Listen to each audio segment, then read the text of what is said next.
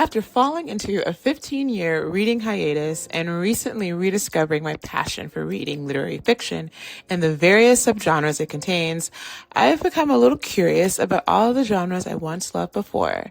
Join me as I step outside of my comfort zone and challenge my perspective, identify my tastes and preferences, and flirt with the possibility of me finding my next bookish obsession outside of my beloved literary fiction. This is Genre Jump. Hello, my friends. Welcome back to my channel. My name is Kathleen, and here we talk about all things bookish, and this video is no different, as we are going to be diving back into the Genre Jump Volume 1 Horror Edition, and we're going to be doing the second episode in this series, where it's basically where I'm rediscovering the horror genre after not reading for over 15 years, and kind of just rediscovering these different genres such as horror, and seeing what I like, seeing how this genre has changed, seeing what authors I can connect with and whose work I enjoy, and just basically determining what books, authors, and subgenres of the broader horror genre that I enjoy and that I will want to continue reading from. And in this episode, a lot happens. I do believe we read 4 books in this episode, and we start off not so good, but we finish with a bang. I also am digging a little bit more into really getting in the weeds and determining what subgenres I really like, what authors are really standing out to me, what elements I really appreciate as I'm ranking them, and just really getting more detail oriented and really discovering and kind of like figuring out my tastes, which I think is so fun.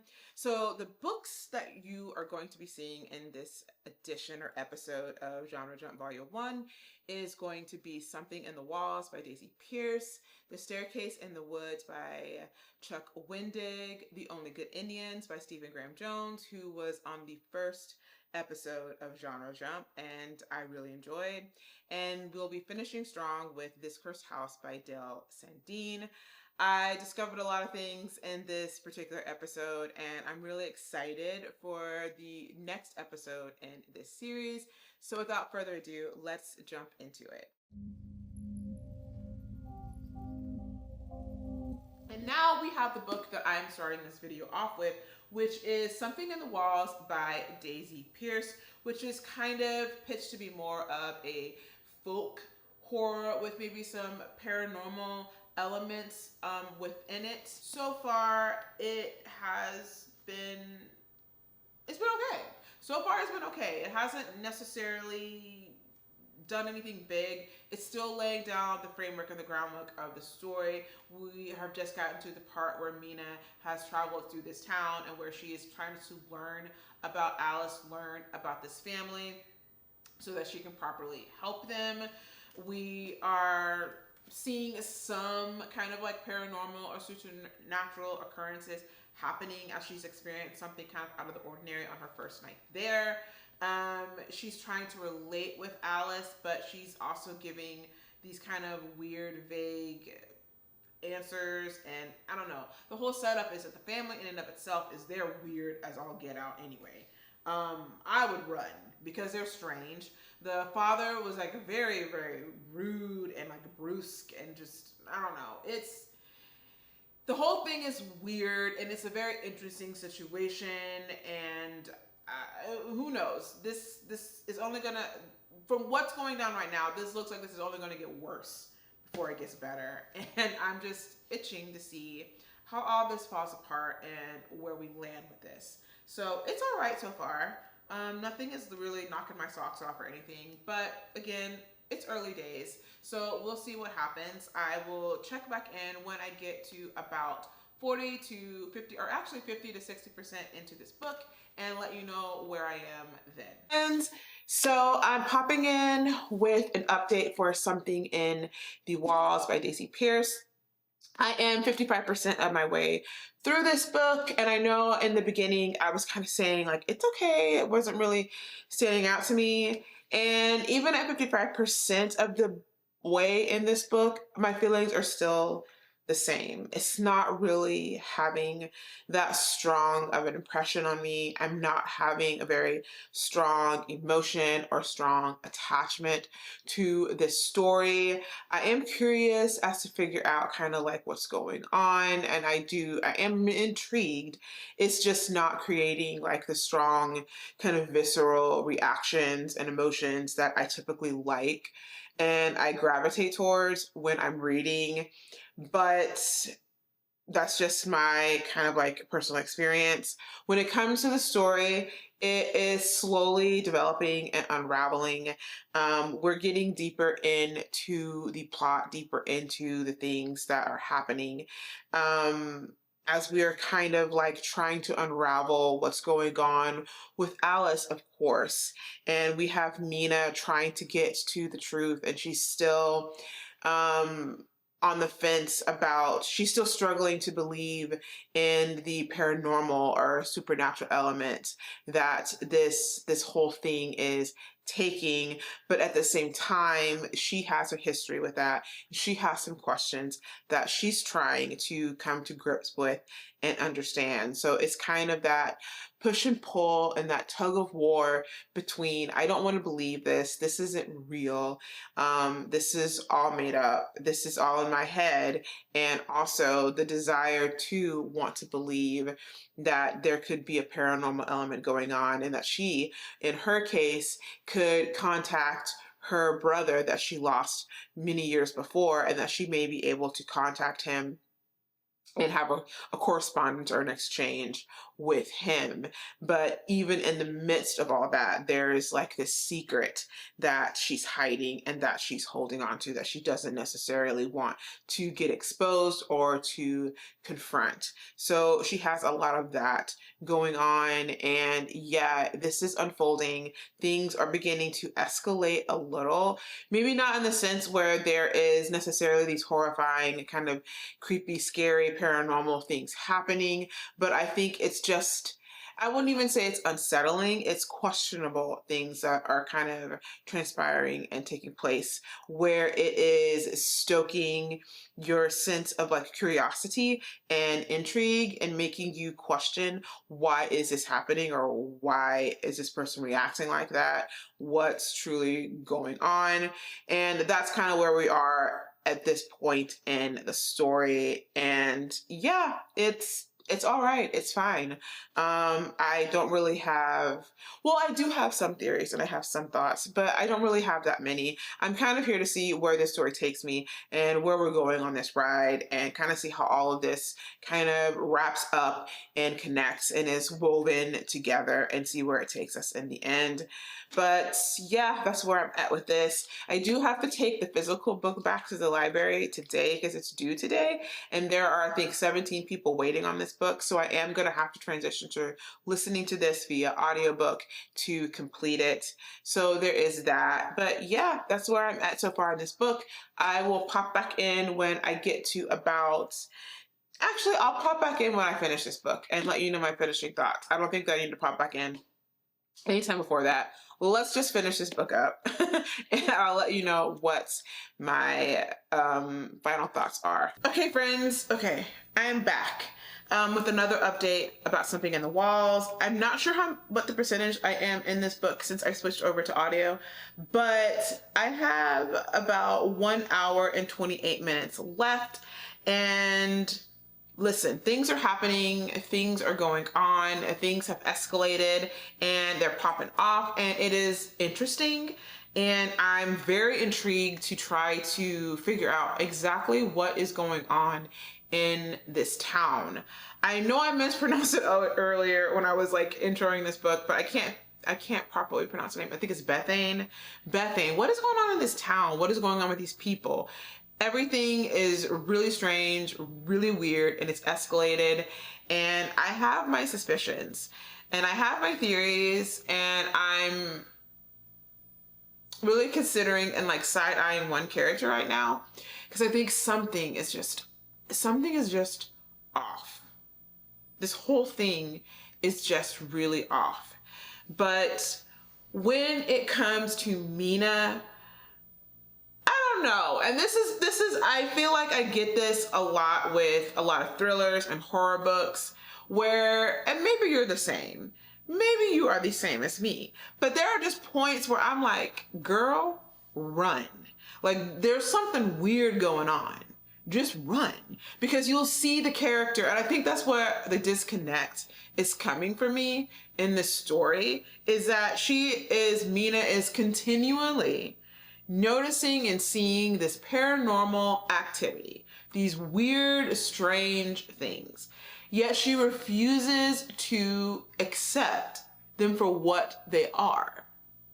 And I don't like that, because that's crazy work for me. The mental gymnastics it takes for you to see like these weird things that are happening with these people within this town, the weird, odd behavior, and even the way that you're feeling.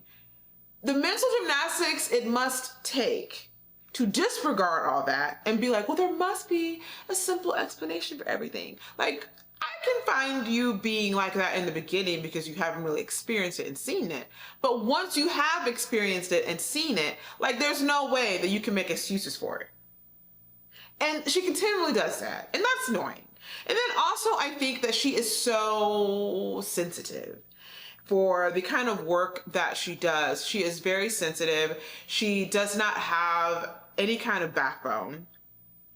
And for a person who likes to snoop and try to like dig into things and find out stuff, she's very like klutzy, clumsy. And wrong word choice. Not klutzy and clumsy, but she is very like awkward. She's not like slick. She is not like finding out information on the sly and like keeping it in her hat and like knowing it and then like moving accordingly. She is very obvious. So very obvious. And that's what is getting her not only just caught up in the situation, but preventing her from actually getting to the truth of this stuff and finding out what is going on. And I don't know if she really has this altruistic goal, which is to help Alice, which she keeps saying that she's there to do. But girl, I need you to be honest with yourself, because I don't think you're there to help Alice at all. I think you got some other stuff going on, and that's why you're there. Because no normal person is going to be experiencing and going through all that weird, strange stuff and continually want to be there and be part of that madness. Girl, no. And left your fiance at home. You left your fiance at home. You suspect him of cheating on you with some woman, and you left him for this nonsense. But we're in the thick of it now. So I will pop back in when I finish all of this and give you my final thoughts. Right now, when it comes to like predicting what I will rate this book, I will say this it's going to be a solid 3 depending on the ending, a 3.5, because it just wasn't that remarkable to me. When it comes to, I guess this is kind of like folk horror. When it comes to the elements that make this a folk horror, it's definitely on point. And it ticks all of those boxes. However, it's the characterization that's not working for me, I think. But we will see how everything shapes up, how everything falls out, what this conclusion looks like, and I will give my final thoughts about Something in the Walls when I am done. All right, friends.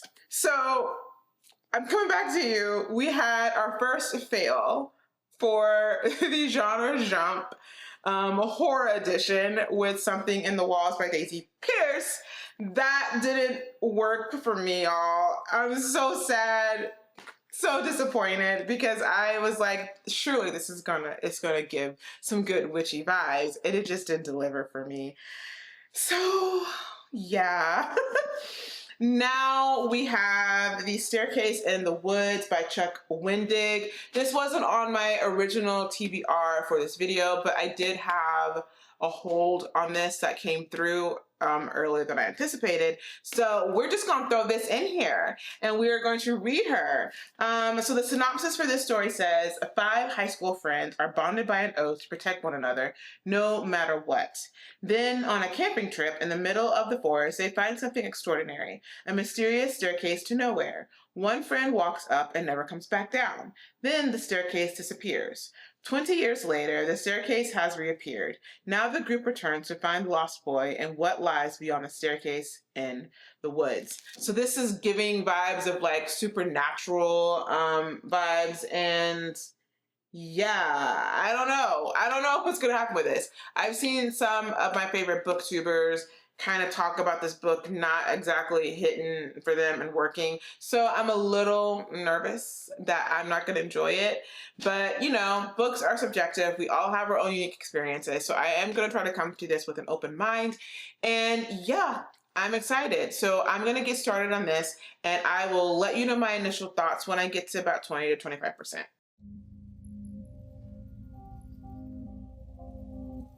Okay, friends, so I am popping in with an update. I am about 38% of my way in The Staircase in the Woods by Chuck Wendig. And so far, this is very interesting.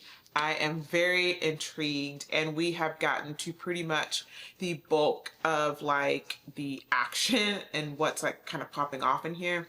And I'm having a very good time. So just from what I'm understanding and what this book is giving off, it's giving off some very strong psychological kind of horror vibes. And for me, that is one of my top tier subgenres of horror. So I am having such a good time with this, but we also are getting kind of like those cosmic horror overtures, and there is some kind of I wouldn't necessarily say supernatural things, but some kind of like odd things that are happening within this story involving like their missing friend and involving them kind of reuniting and coming back together as adults, because they're being drawn back together because of this, what they call the covenant, or this pact that they have with each other, and that they have to like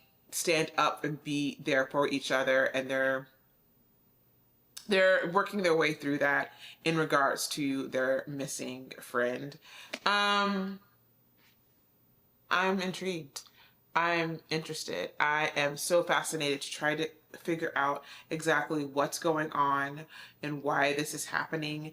And I'm also enjoying the aspects of kind of like unpacking their trauma and the things that have happened to them in their teenage years and how that has impacted them as adults, how that really worked to erode their relationships with each other and kind of like cause this rift within their friendship. Because I guess in essence, when I should kind of give a better idea of what this story is kind of like, how this story is laying out.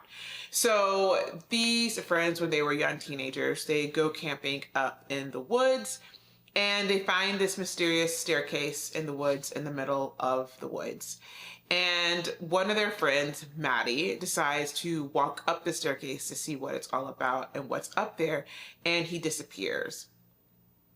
And this, you know, is traumatizing and kind of scary for them, and they don't know what to make of this. They all kind of feel some type of way about this, and this event impacts them and changes them as individuals, but it also impacts and changes the dynamics of this friend group, and essentially tearing them apart to where as adults they're not the close friends that they once were. Where we are now, and there are events unfolding in this story because of what happens and what transpires. What's really interesting about this story is that we're mostly getting the thoughts of Owen and Lore. We're not getting Nick's thoughts. We're not getting Hamish's thoughts.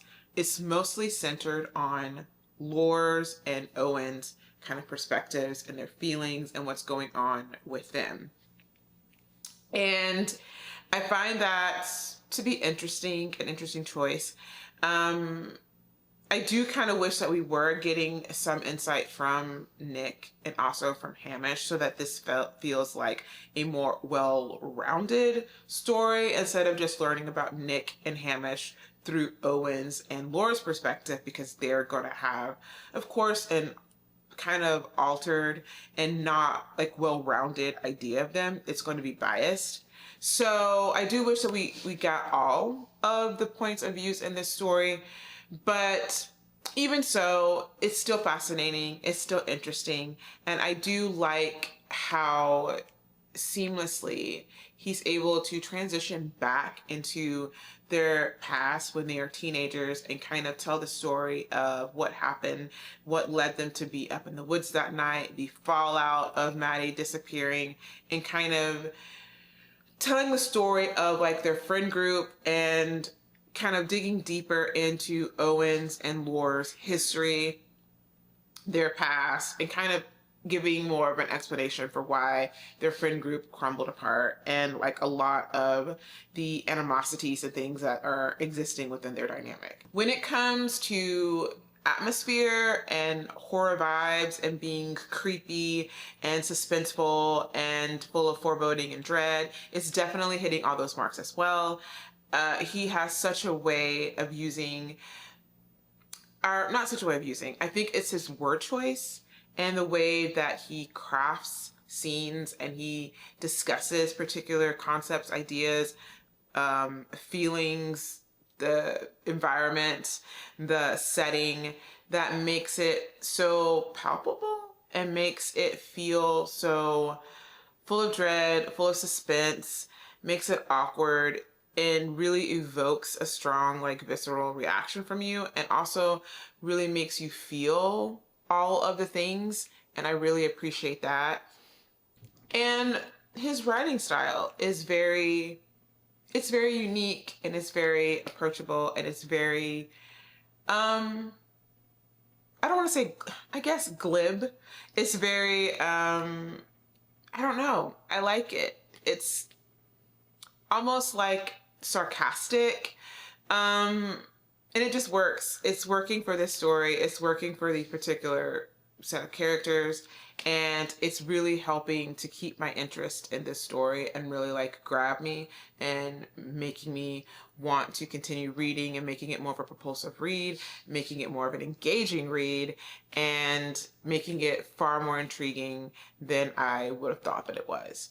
But yeah, those are my thoughts so far on this novel. I'm having a pretty good time with this and learning, just trying to unravel exactly what is going on, because it's one of those books I feel like it's not just about the horror parts or what is happening with the staircase and whatnot. It's also one of those things where what's going on with these people, the psychological horror aspect parts, and kind of like their trauma being part of the horror. And I love that stuff. I love that stuff. So this is definitely working for me. I will definitely check back in when I get to probably about 50 or 60% and let you know where my thoughts are with that. And yeah.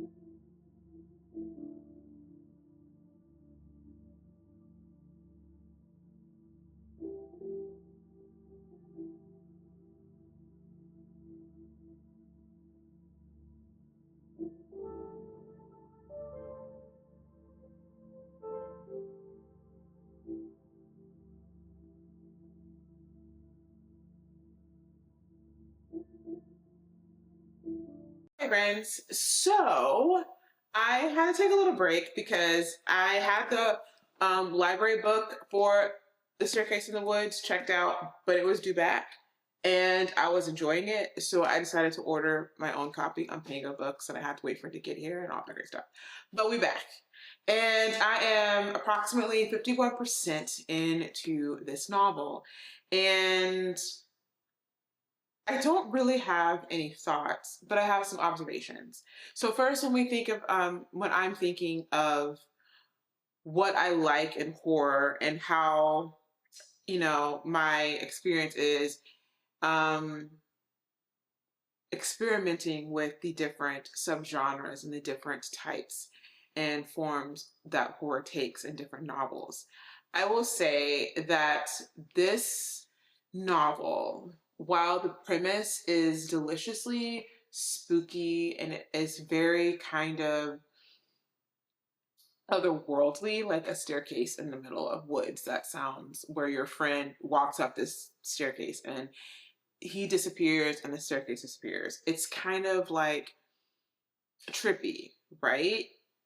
But, and the things that are happening in the novel are also kind of trippy. But this isn't something that I feel like this is for a particular type of horror fan, I feel like.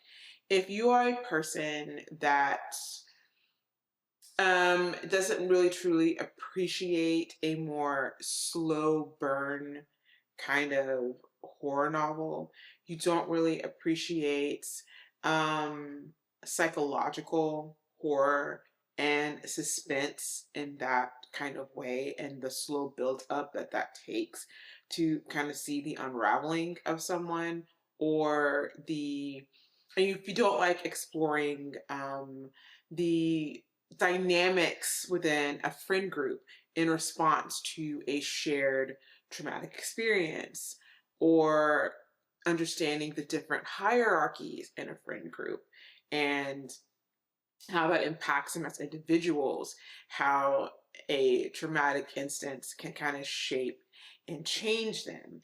If that's not something that you like to delve into and you really don't enjoy psychological components in your horror and you enjoy it in a different vein or frame, or you just don't like kind of more character driven stories, this won't be a good time for you, because it's not necessarily that there is a lot of action. There's not a lot of things that are happening. We are delving more into these characters, into these people, specifically Owen and Lore.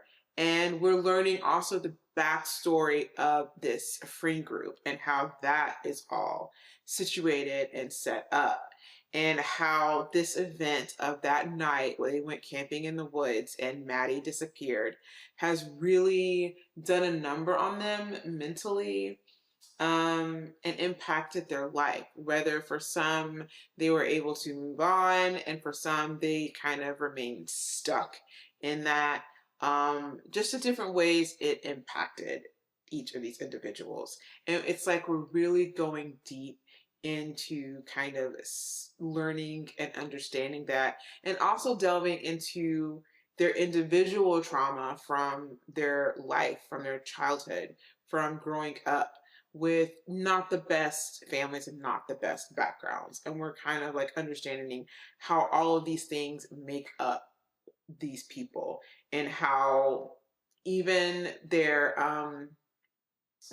kind of dynamics as a group and what have you shaped them individually and kind of broke them apart over time, and how they lost contact with each other until this thing happened.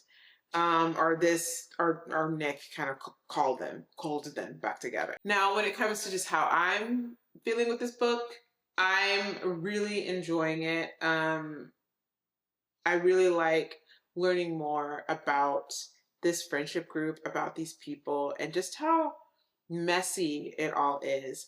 But at the same time, how sad it all is, because there's a lot of, I feel like, especially with Owen, even though he's a bit, I don't want to say dramatic, or I don't want to say dramatic. I would want to say he's a bit of kind of that person who is a frustrated follower and who leans heavily on other people in order to feel like it's okay for him to be himself. It's okay for him to do things. He has to take cues from everyone else to basically live and do his life.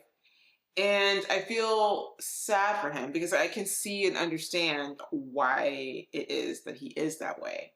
I can see and understand why each of these characters are the way that they are just by learning about their background. And that's what makes this kind of like a really kind of sad, messed up thing. And then seeing how the events are taking place and how it's impacting them, like mentally, even more.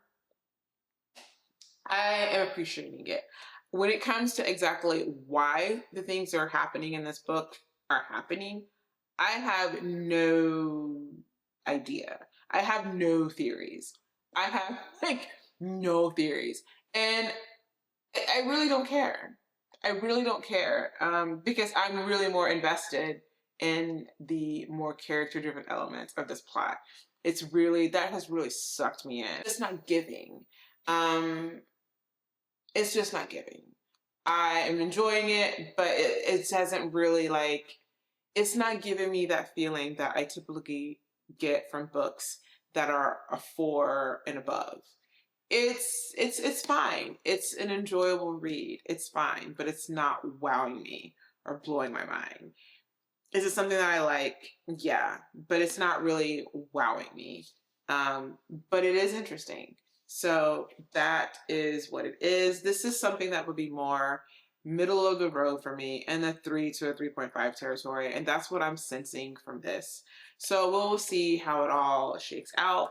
But I'm enjoying it. But it's not phenomenal. And I really am enjoying it. The writing style, I really do like the writing style. I find that his writing style is just perfect for these people, perfect for kind of like the tone of the story and like the what we're exploring and these people and their personality and their makeup of who they are. I find all that superb. Like everything is superb. Like it's good. It's just not like wowing me. I'm not impressed. I'm not impressed. It's just, it's mid, y'all. I don't know what else to say. It's a very mid book for me. And that's okay. I don't think that books that are like your average books are necessarily horrible or bad. It's just for me, I'm having an average experience. But yeah, there's that.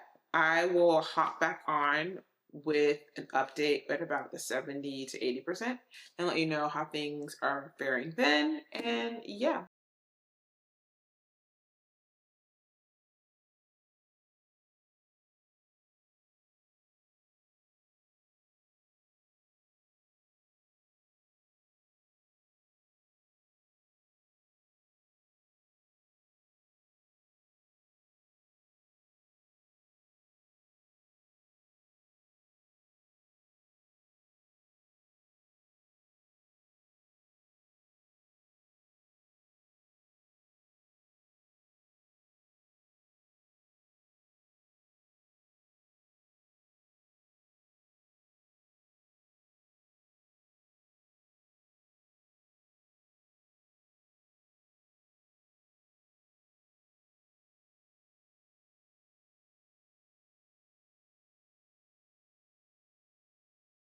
Hello, long time no chat. I did put a pin in this video project because I had other things. I got busy. I got busy over the summer, y'all. Life came at me like a freight train, and I had to take a little break. And I also wanted to focus on preparing this for spooky season because I felt like it would be the perfect vibe, of course, reading horror for spooky season. And here we are back. And how much am I in this book right now? I do believe I'm about 73%, but let me double check. I am 74% of my way in this book. And I was looking at my last update where I was, I think, like 51% or maybe a little past that. And I still stand by that, but I want to expand on that as well. Because things have kind of shifted and changed now that we're at the 74% mark. Things are becoming clear. We're making sense of why these things are happening. We're getting a little bit more of the external plot points and movement there, and how they're impacting the internal plot points, how they're impacting the individuals, the friends, the friend group, their whole dynamic. And we're also seeing how it's impacting each of these characters individually, internally, on a psychological level. And I feel like the reason why it was such a slog and we took so much time in the beginning, in this the big, I guess, 50 to 60% chunk of this novel and of this story is, you know, Wendig was really trying to show you the unraveling of this friend group, the unraveling of them psychologically, to by, you know, revealing their pain points, their weaknesses, and kind of showing their breakdown, and using the staircase and using the situation that they're in now to really break them down. And I get that you have to have some time to allow it and for these things to kind of happen and take place. But I think, I don't know, I feel like a lot of that, it's a bit of a slog to get through. I think, depending, I guess it just depends on like your mood. Again, if you are a person who likes more of a slow buildup of tension and dread and suspense, and you like to see the psychological unraveling of people, and you like to explore psychological horror in this way, you will appreciate it and you will like to see these characters breaking down. And I did enjoy the psychological aspects of this horror. But I feel like it could have been structured a little bit differently to, again, respect this exploration of their psychological breakdown, the exploration of this friend group and their trauma and all of the shit that they have to deal with, and with each other and within themselves. It could have been done in a more succinct, concise way to save a little bit on time, so that the middle doesn't feel so much like a slog and it doesn't feel like so much to get through. I don't know exactly what could be changed in my mind right now as I'm thinking about it to kind of like decrease that, because we do have within the structure of this book where we start off kind of like reverse engineering to this point where they are now, where we see them in the present tense. They're not friends anymore. We know that some shit went down. We know that their friend is missing and that it's kind of fucked them all up. And that's a reason as to why this friend group is the way that they are. And we have to get some flashbacks to get more context and to understand this friend group as itself, because that seems to be like a character in the story as well, is the friendship dynamic.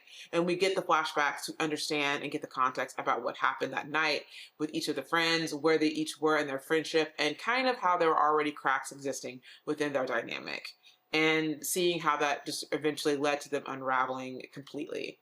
I'm not exactly sure how things could have been made more concise and tightened up, but I just know that there has to be a way that we could have condensed things so it doesn't feel like such of a slog for like all of these events to happen and to transpire, and for them to be put in a situation where it's going to cause like a lot of the psychological breakdown of these characters, and then finally seeing them like shift and navigate and move out of it and get to the kind of like final concluding things as we ramp up to the conclusion. But something, because it was very much a slog to get through and explore all that. And there were some places where I felt it was kind of redundant, and we're rehashing some of the same things and some of the same pain points. Maybe it could have felt a little bit better if we addressed one pain point of the individuals or of the friend group and whatnot, and we dealt with that, and then we moved forward. Maybe it would have felt like there was some movement, but I don't know.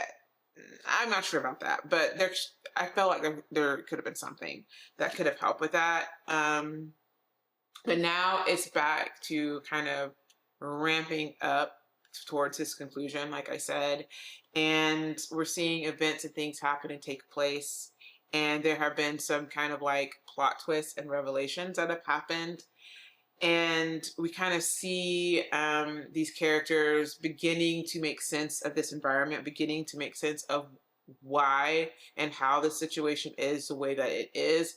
And now we're kind of seeing what they're going to do about it and how they're going to approach finding a solution so they can remove themselves from this situation and be free of it. And yeah, I don't know. I just feel like the premise of the story, the synopsis, the bare bones of it is really very fascinating.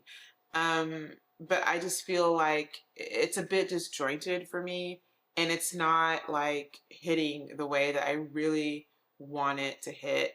And at this point, it really much depends on how everything concludes and how it wraps up as to whether this is going to be like an enjoyable, interesting read for me, or if it's going to be a little bit of a disappointment. That's kind of where I'm at personally right now.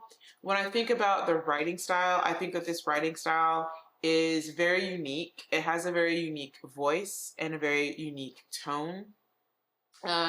It's very witty, it's dark, it's sarcastic, it's those things, and I can't think of the other word I want to use to describe it, but it gives me and it puts me in the vibes of like that 90s kind of like vibe, the 90s emo goth gamer vibe is really what it's putting me in the mind of. And with the tone and the way that everyone thinks and they talk, it's so similar sometimes that you cannot properly differentiate between the characters. It all kind of becomes this very similar thing. The similarities just blend together, but where all the characters kind of blend together because they talk the same. They kind of have the same thinking patterns, the same patterns with their inner monologue. There's not something that differentiates them from each other. And I do get that they're all the same, like around the same age. And from the same era and generation, but I feel like there should be something where we can more easily distinguish between these characters, as this is written in the third person omniscient. So there should be something to differentiate them from each other so that when I'm reading it, I clearly know when one is thinking and talking as opposed to another person thinking and talking, and it doesn't just feel like the same person. So there's that. And also just the tone of it. If you don't really get into that, if you don't really like, I feel like that dude bro, 90s gamer, emo, goth kind of vibe, and like the way the vernacular and the terminology and the way that, a lot of us talked in that specific era, you might not like this. And also it just feels like for the age that they're at, it feels a little juvenile, I guess, for their age range. So I think that can be not jarring, but it could be kind of like, it makes it a little bit disjointed. Also, there are a lot of gaming references. So for people that don't really like gaming, they're not into gaming, or they don't understand it, it can be, again, like boring or not interesting for you to hear those, or not relevant. He does a great job of giving you context so that you can understand what he means and how this is impactful for the overall story, so that you can understand what he is trying to elaborate on and tell you. But again, if you just don't like gaming and you're just not into that, it can maybe be a little bit irritating or boring. When it comes to the plot itself, like I said, the pacing to me is very, very slow. It takes a lot of time and a lot of buildup to where we are at this point where there's a bit more happening and we're getting a bit more revelation about why they're in the situation that they are in. Also, this is very heavy on the character-driven parts of this story. And if you are not really into character-driven horror novels and stories, this again may be a bit of a slog for you to get through and you may find it boring. When it comes to the characters, again, since it is character-driven, we definitely know in the early portion of this novel their pain points, their trauma. We know what they've gone through. We have a good idea about the issues that have impacted their friendship group, why they're acting the way they are with each other. We have a good idea about the tensions that exist between them. We have a good idea about their internal struggles and about the things that they are like carrying and hiding when it comes to their own personal trauma, when it relates to their family and their lives and the situations that they are currently in. And again, as we see the conflict happening and kind of we're working our way up to this climax and this turning point in the story, we can see how all of those things, all those characteristics, all those part about the character, how it is impacting them in this situation, creating conflict, creating tension, creating issues, creating challenges that they must work their way through and try to figure out.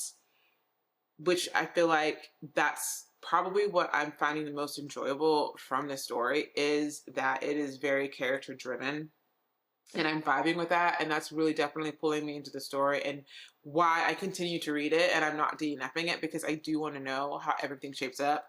I am invested in the friend group. I am invested in these individual friends, kind of like getting a resolution for their trauma, getting resolutions for where they are now, and finding some kind of peace.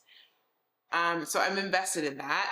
I also am actually enjoying the horror. The horror that Wendig is writing, it's very vivid, it's very descriptive, it's very gross in some of these things, but I really actually like it. I feel like he really writes these horrific like scenes very well. He does really good at giving you this sensory experience where you can see, taste, smell, feel all of these things. He's very great at creating rich and engaging atmosphere and giving that sense of like dread, making things unsettling and giving this air of foreboding that I am enjoying in this story. As we all know, I love me some atmosphere, and I love when people write really, really well and they're able to capture a scene and make me feel things in a sensory kind of way and make it very evocative. I really appreciate that.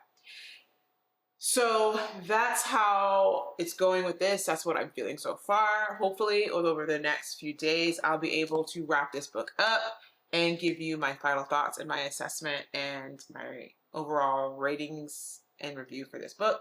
So I will be back with you in a little bit. All right, friends, hello. I am hopping on because I finished The Staircase in the Woods, and what a conclusion. Things really ramped up towards the end, and I really enjoyed this novel. I had a good time with it. I really appreciated the character-driven elements of the story. I appreciated the psychological horror. I appreciated the supernatural aspects to this horror story as well.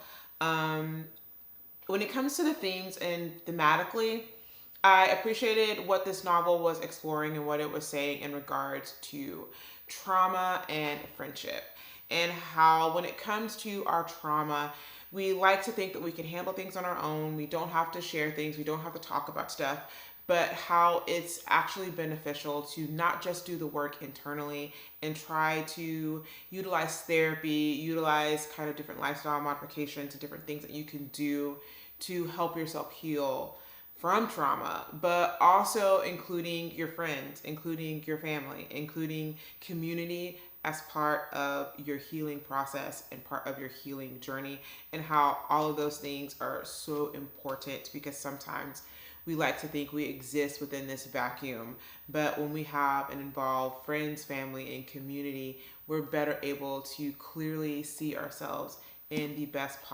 possible light and get more objective input to what's kind of going on, and reframing again how we see ourselves, how we see situations, and making for a better healing journey. I also enjoyed the things that it had to say about friendship, especially when it comes to transitioning from childhood friendship into adulthood, and how it's important that you communicate and you address things and you address situations and you don't let things fester, but you just get everything out in the open, and that you remain true to uplifting and caring for and being invested in each other's lives, and doing the work as individuals to be the best friends that you can be, but also doing the work as individuals and individuating yourself and separating yourself from people as well, and kind of like balancing being your own unique whole person while existing as part of a friend group. And I liked what it said about that. I also liked, again, how when it comes to the discussion and kind of things about trauma, a lot of the commentary it was saying, or Chuck Wendig was kind of sharing in this novel, when it comes to this idea of unresolved trauma, and how when we let trauma fester and how we don't do the work to properly heal and navigate our trauma, it can just lead to a vicious cycle where we are consequently hurting ourselves, and we're also hurting others and hurting those people that we love. And it isn't until we face our fears and we face our trauma that we are able to properly heal and be the best versions of ourselves. I really enjoyed that. Strengths of this novel that I would say that I think make it a really good novel is how Chuck Wendig, I felt, balanced the very strong character-driven elements of this story with the horrifying elements when it comes to the psychological horror, and even when it came to the supernatural horror, and how all of these things played into the themes and the commentary of this novel. I thought that he did an excellent job with that, and appreciated and thought that he did a good job with the nostalgia. So if you are a 90s kid and you grew up in the 90s to the early 2000s, there are a lot of references to music, to culture, to video games and whatnot that, I don't know, I found comforting, and I found it a little bit easier for me to relate to these characters and relate to this story. So I think that he handled that, and he did that very, very well, especially when it came to like a lot of the different jokes and stuff within inside the friend group. It felt so relatable, such a shock. I just, two weaknesses for this novel. I think the couple of things that it's a little weak at is kind of the things that I just said. It kind of hurt it when it comes to the tone and voice of this novel, since it is 90s culture, 90s vernacular, and the way that they speak and talk, it can come across as very juvenile, and it can be a little bit like, I don't want to say isolating, but it can make it difficult for people to actually enjoy and get into the story because it reads across as very childish. And again, the vernacular is very ubiquitous to 90s culture around that time. And that might give some people the ick. Yeah, that might give some people the ick. I know millennial culture and whatnot is not something that a lot of people latch onto or can appreciate or enjoy, especially if you are of a younger generation. That might not be something that you're into or that you dig or that you like, so that might make it like not as pleasant or enjoyable of a read. Another area where this was a little weak at is that it does take time to get into the main conflict and kind of dive into a lot of the different themes and a lot of the different kind of like conflicts and things that were happening within the friend group and within this story. It'll give the impression that this is more of a slow burn story, which I don't think that this is all the way a slow burn story, because again, once we get into that main conflict, things really went at a steady clip and a steady pace that made sense for what he was trying to accomplish and what the author's intent was and how he was structuring this story. So for some people, due to it being, I guess, more character focused, especially in the beginning of the story, we're giving a lot of background on this Finn group and this mysterious occurrence that happened with the disappearance of their friend. It can just not feel like a horror. And a lot of people may find it boring and might DNF it because it's not satisfying them and giving them that instant payoff. So I can understand that. But if you stick with it and you keep moving past it and you get to about, I would say, the 30 to 40% mark, the story definitely really dives into these themes. It really dives into the kind of supernatural horror elements. There is a lot of scenes that I felt like the horror scenes in this were fantabulous.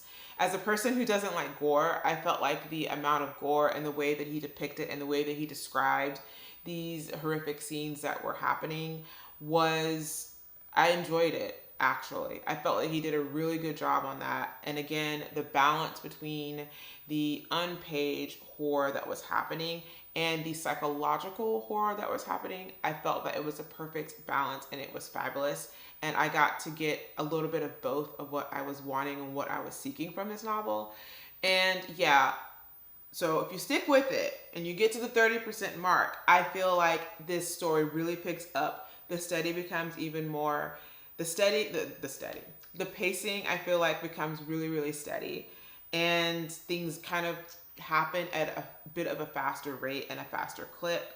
But yeah, those are the only two things I think this story is weak at and where a lot of people may get lost in the sauce. But overall, I had a good time with this personally.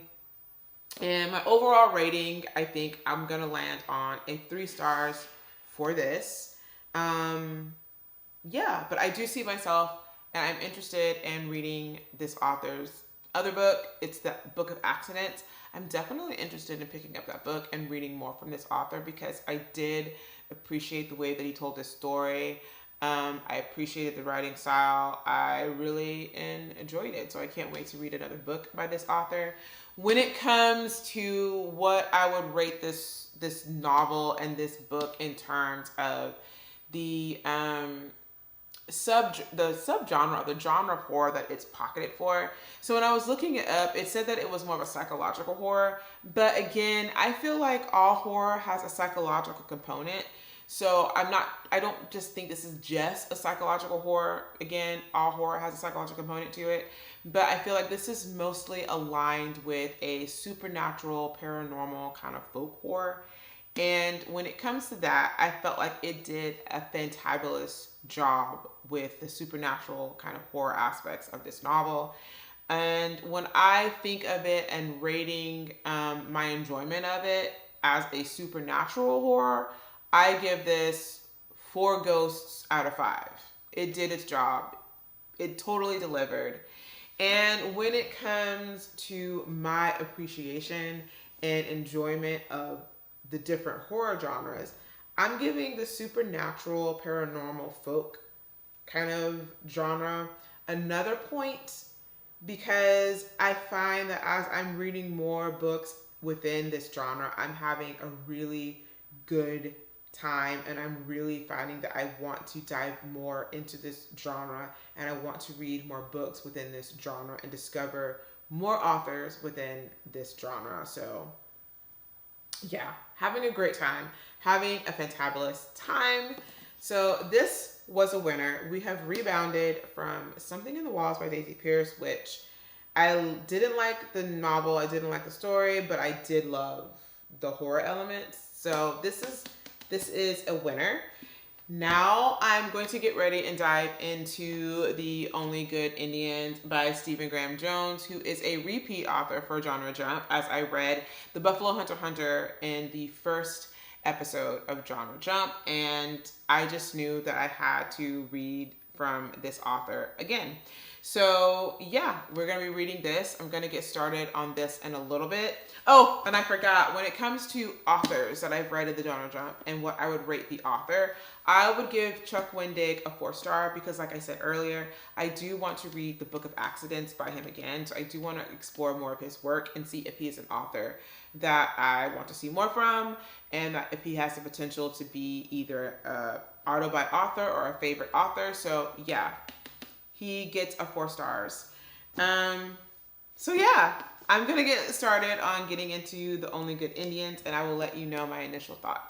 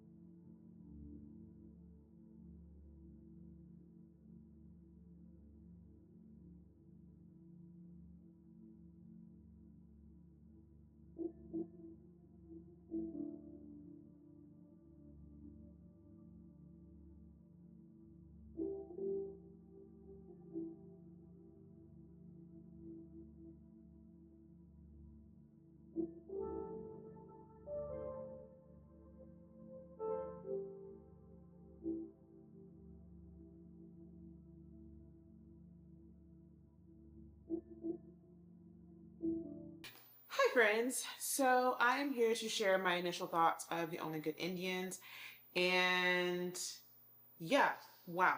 So I'm 20% of my way into this book, and I am really excited to continue forward. I am really enjoying the way the story's going. I'm enjoying the pacing. I yeah, I'm having a fabulous time. Two of the things that are really standing out to me, though, as it relates specifically to Stephen Graham Jones' particular, his author voice, his way and his style of writing, and that I'm really appreciating, is I'm liking how he is using.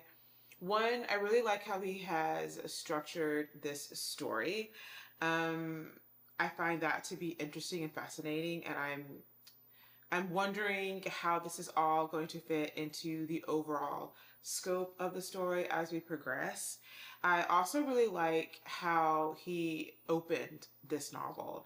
I felt like it was really, really impactful, and it was rife with suspense, rife with this air of foreboding, and you're already intrigued and wanting to know like what led up to this, and kind of like trying to untangle the mystery in his words and the way that he's like explaining everything.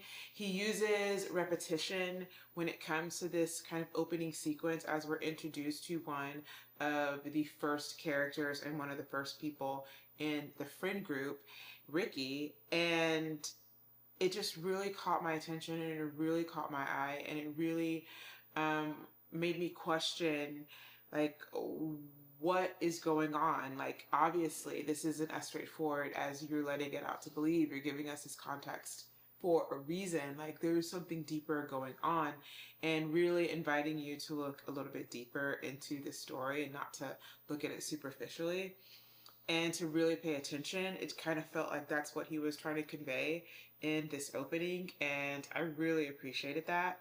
Also another thing that I've noticed in this is my second book by Stephen Graham Jones. The first book being, as if you would have watched Genre Jump the first video, you would have seen me read The Buffalo Hunter Hunter, and it's a different vibe, style, kind of flow than this is. The Buffalo Hunter Hunter is more of an epistolary story, as we're reading everything and learning about it through letters and through a kind of a confessional style, as well as through like journal entries or like video voice recordings. So there was like this little bit of degree of separation, and you were kind of like previewing all of these events and trying to make sense of like all the different things and what Stephen Graham Jones was trying to like tell you. Whereas in this one, we still do have a third person limited point of view where we're focused on one character at a time, and we're getting to understand like their different thoughts and their different feelings and learn more about that particular character and where they're at and that point of their life. So it's a bit more personal and a bit more intimate, as you really are in their mind, you're in their head, you get to see their thoughts, and you get to get a little bit more, specifically in Lewis's point of view, which is who we're in right now, you get a little bit more backstory, kind of like as we're learning and uncovering what happened in the past. But there is this feeling and this air of, I guess, from both of the narrators, from Ricky and Lewis, they both had this feeling of guilt, of shame. They felt lost. It came across to me like they felt they were detached from their culture, from their identity as who they were as Indigenous men, specifically Blackfeet, because it just gives this deep feeling of loss, almost in a way of it being like grief and like they're adrift. And yeah, that's such an interesting kind of vibe and feel for this story, as I feel like, from what I'm understanding, it relates a lot to the themes that we're going to be focusing on and uncovering in this novel. The second thing that is really popping out to me and that I'm really excited about is there's already what I'm starting to pick up on as some strong symbolism that's going to relate back to the theme of this novel. Primarily, it seems in both of these characters' narrative, from Ricky to Lewis, they were pondering and trying to understand what it was that made a quote unquote good Indian. And I don't want to say they were obsessed with this idea, but it was definitely something that they were turning over in their heads, and they would make mentions to or mention specific aspects of specific things, and showing or exploring or thinking about what they thought to be a good Indian or an example of a good Indian, and how they fell short of that kind of that benchmark. So that has already been introduced and kind of been talked about, and this idea of good being a good Indian has been introduced. There are also other things in this story that I'm noticing that are being repeated, and that I'm picking up on as it's going to be a strong symbol for either cultural identity, or even perhaps when it comes to Indigenous tradition and Indigenous culture and how that links to cultural identity. And that's something fascinating that I'm definitely excited to see more of and excited to dig in deep into. So far I'm having a fabulous time. Even though I feel like the writing, I wouldn't say the writing style, I would say the tone is a bit different. The writing style is still the same. I think that he has such a fresh, raw, approachable, but at the same time, thought-provoking way of writing horror, and I'm eating it up. So I am going to jump back into this, and I will hop back on and share more of my thoughts when I get to the 50 to about 60% mark, and I'll share what's flowing in my head then, and yeah.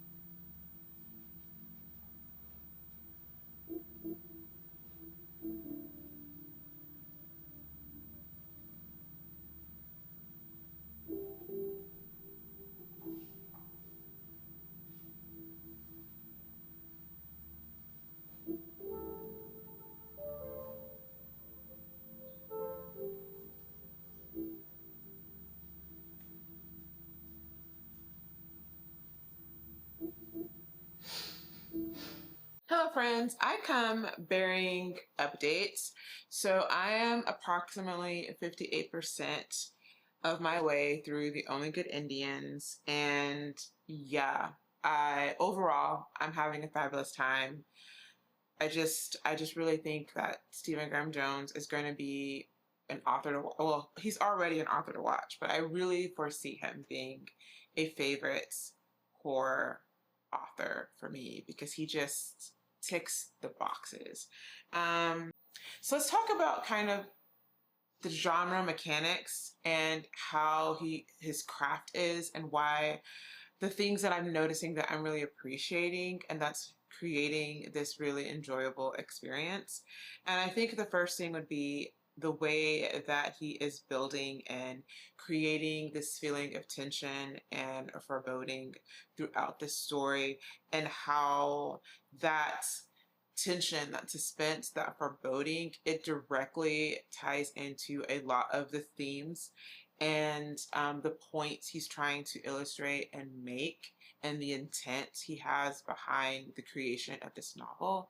And I like how cohesive that is. I like how everything is interwoven, and it makes for a very pleasing, satisfactory read. And I think things that come to mind is how, for instance, in the first kind of section, The House That Ran Red, we see Lewis and his storyline, and we basically see how he weaves Lewis's guilt over the past event that he had with the elk, and how this has impacted him, how this has caused him to kind of,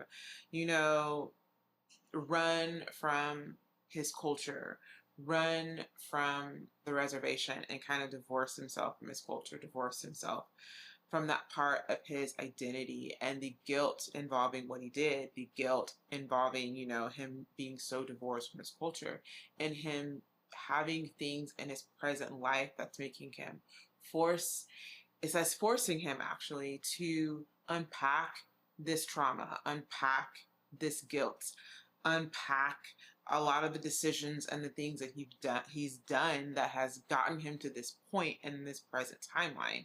And you also see parallel to that, how this entity is haunting him, and it's not really at this point a fully fleshed out thing.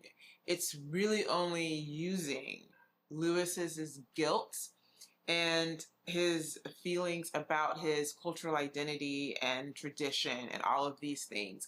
It's utilizing that to have Lewis unravel and go through this slow descent into madness. And the way that Jones writes this, for me, is perfection. I loved it. Like, you can taste and feel every bit of the unraveling and the madness.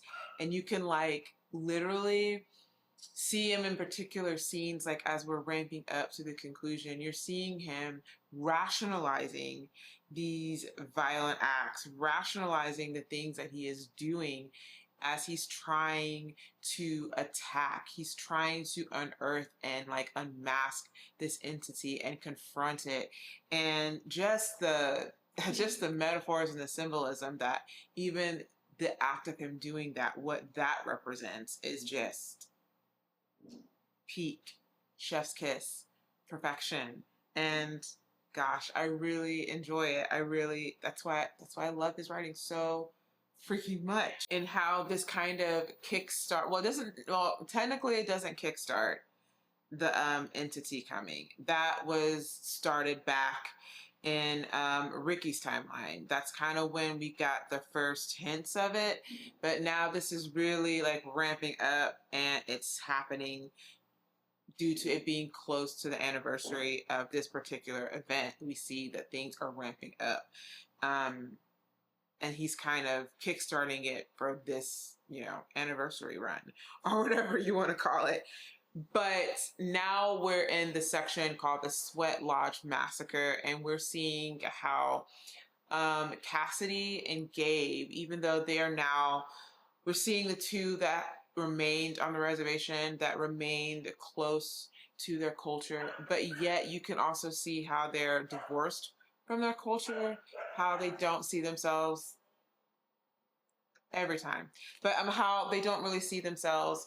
And we see this repetition of this idea of being the good Indian or being a good Indian and what that looks like. And we see juxtaposed between each other how Gabe kind of doesn't really even try to like live up to that. He knows that there's some things and there's some parts and things that are wrong with him and that are messed up with him, but he continually justifies his actions and justifies his wrongs and makes allowances or excuses almost. And we see Cassidy, who is kind of at this part where he wants to reconcile these parts of himself and he wants to do better, and he maybe is trying and he's playing at it and he's really trying to step up into that role and make a change, but it's kind of like there's just something that continually pulls him back and like brings him down. And it's fascinating seeing these stories kind of unravel and seeing this entity kind of rolling in and making claims and kind of starting this. I don't know if it'll be a descent and slow descent into madness, but kind of like exacting her revenge and exacting her purpose and her intent of what, it's set about to do. We also see a lot in this with the cultural identity and kind of like identity politics, and we're seeing this come up more in this particular section. As I don't know, for Gabe, I get this feeling of exhaustion, and I get kind of the same feeling from Cassidy. It's this feeling of exhaustion and this feeling of like continually trying to do all these things and hit all these beats to be good enough. And also how it's exhausting to keep in line with traditions and with a culture that you feel is outdated, that you feel is stunting you, and that isn't modern or that isn't or hasn't kind of caught up to where the state of the world is today. And kind of like frustrations with the things and the issues and kind of like what's happening that can truly cause you to kind of like be divorced from your culture or to kind of express exhaustion or frustration. And we see them bringing up issues and talking about specific things and entering these different perspectives and these different ideas into the chat. I just find that the way that he's able to, in so many ways, introduce different ideas and different perspectives regarding this particular theme of this novel and get your wheels turning about what he's trying to say, what he's to the point that he's trying to illustrate and get across, and also using mirroring, which is another technique that he uses to like help these individuals confront a lot of their issues when it comes to their identity, this feeling of displacement, this feeling of like not being good enough, and a lot of the things that are consequently attached to their past, to things that they have done wrong and that they haven't like taken accountability for, which just adds this richness to this story and makes it all the more heavy and foreboding. And also it creates some kind of empathy where you empathize with these characters and like you see them trying, but yeah, it creates some empathy, but at the same time it's kind of like, I don't know, you feel this mixture of emotions, or at least I feel these mixture of emotions. And when it comes to themes and symbolism, he does have some very he has some very enlightening scenes that touches on the idea of cultural identity. There's this one particular scene that I'm thinking of where Cassidy is thinking about these different dogs that are kind of like running amok and kind of running free on the reservation, and how like this idea that, you know, dogs were descendants from wolves and how they have kind of fallen into domesticity. But when you see these dogs out in the wild that don't have a home of their own and they're not truly domesticated, how they revert back to these tactics of becoming more wolf-like and more primal. And I feel like that's a good like representation of how sometimes it is with your culture, how sometimes it is with tradition and with your identity, that sometimes you can turn away from these things when it comes to you culturally, when it comes to you ethnically and racially, and kind of divorce yourself from that and not take part of it, not really want to dive deep into the history and the complications that come with it due to exhaustion, due to, you know, the current climate and environment that you're in. But how, when you are in the right environment and at the right time, regardless of where you stand, you are going to revert back to who you are at your core when it comes to your identity, when it comes to your culture, when it comes to your ethnicity. It's like no matter how you try to divorce yourself from it, like the truth will always out, and you will always find yourself coming back to the core and the nature of who you really are. And that also flows into how Jones is using this term good Indian and how it's being repeated throughout this novel as we see the characters talk about what the good Indian looks like and how they fall short, or how they're going to do this and that and the other to become a good Indian. But also, I feel like it makes me question how, when they're talking about what feels or what makes a good Indian, how a lot of the things that they're discussing and talking about makes up a good Indian are things that I would imagine would be typically stereotypical and not necessarily synonymous with being a good Indian, or something that would tell you that you are a good Indian. And I find that to be interesting, as well as I reflect on that and I think about that, as well as what this has to do with the theme and the point that Jones is trying to get across. When it comes to his voice and his style, this is a different beat from the Buffalo Hunter, but at the same time, it still holds true to, I feel, Jones's style and his voice as an author. I felt when I read the Buffalo Hunter very immersed, and I felt like it was a very intimate experience, and like I was having a one-on-one conversation with Stephen Graham Jones as he was relaying this story to me. And it felt kind of like this oral storytelling appeal to it, or it had this oral storytelling appeal to it that I really appreciated and enjoyed. And this is something that has a similar beat or vibe to that. Even though structurally this is completely different, it still, for me, holds true to that. And it makes such a really enriching reading experience, and a really intimate one. Like, again, like you're having this one-on-one with Stephen Graham Jones. I don't know. And it also makes me reflect and think about what cultural identity means to me as a Black woman, and how that has shaped my identity, how that has shaped my life over the years and brought me to where I am at this present phase, era, place in my life. And I love that. I love it when something can make me think and make me reflect. And even though two different experiences, Indigenous, African American, Black woman, but still a common ground that I feel like we both share. And I'm enjoying it, appreciating it, enjoying it, loving it, having a good time with this book. I am going to eat dinner now because I'm starving.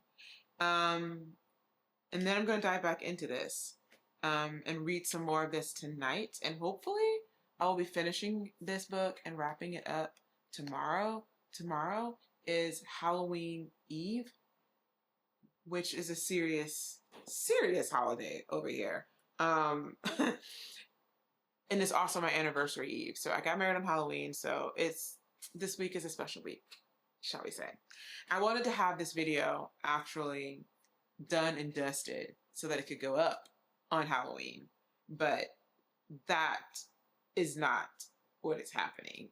Indeed, I've been taking my time reading these books and really enjoying it and really enjoying the spooky season vibes and having just a gay old time. And yeah, so this video is going to come out a little bit later, but just know a time was had with this video. But let me eat, and then I'm going to start reading this, and then I will hop back in and probably let you know my final thoughts after I finish this book and give you all my rating and wrap-ups of everything. And yeah, then we'll dive into the next book. So, toodles.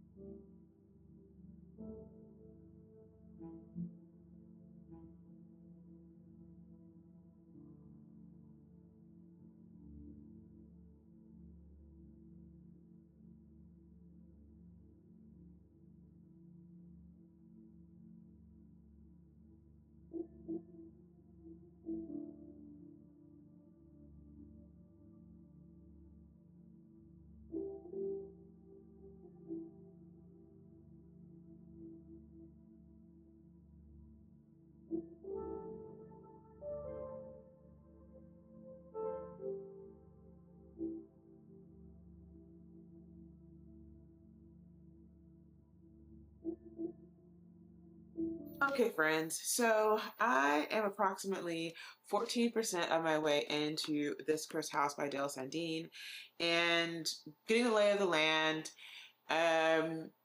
It really has piqued my interest. We're kind of at this point getting into kind of like the events that are happening or what they mention in the synopsis about her discovering the real reason why the Duchamp family has employed her and brought her from Chicago to New Orleans. And it's been interesting. When it comes to this being a Southern Gothic novel and it comes to the kind of vibes and the beats and the points of it, it's doing so far a tremendous job of touching and hitting those beats and those points when it comes to the atmosphere, the initial description of the plantation where Gemma is staying, when it comes to, again, this description of like the oppressiveness, the heaviness, the heat, the humidity, kind of creating this claustrophobic atmosphere and vibe, and just making it seem like something is just destined to like happen, and how oppressive it all is. And she's doing really good at that.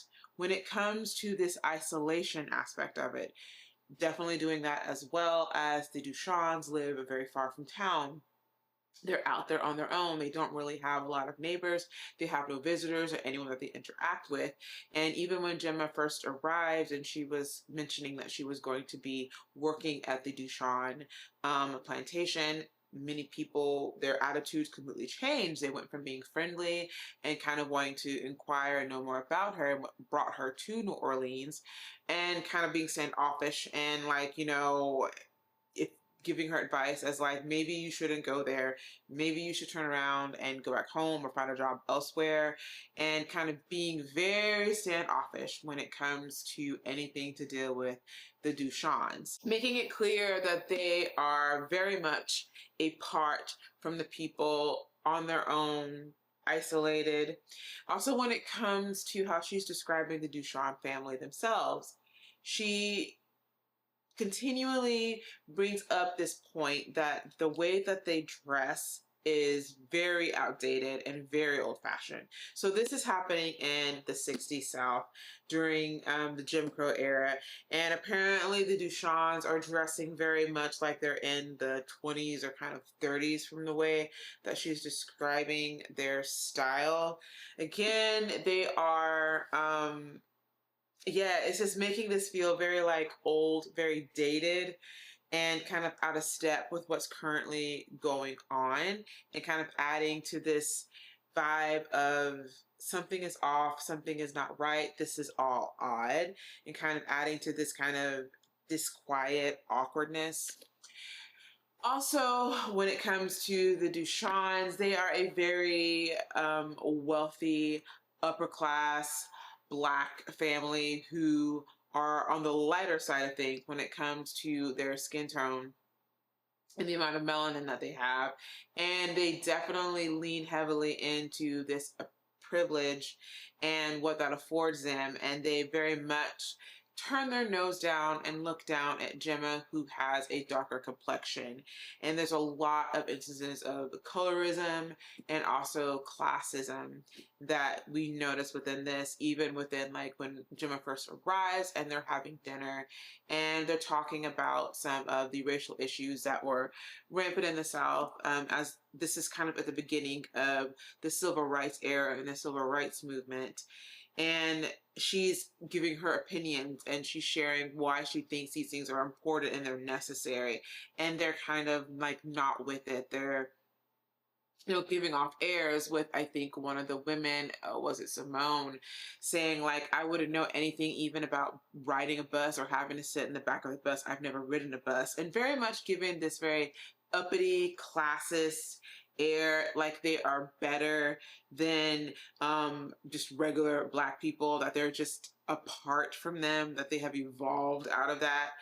I think even with, what was her name? Honorine, when Gemma first arrived even, she was making comments on her appearance because she had to walk really far to get to the plantation. And this is the South, the deep South. It's hot. It's humid, and she was sweating because she didn't have like the right clothes to wear. She was wearing heavier clothes than the climate meets necessary, and so she's sweating a little bit. She's a little sweaty.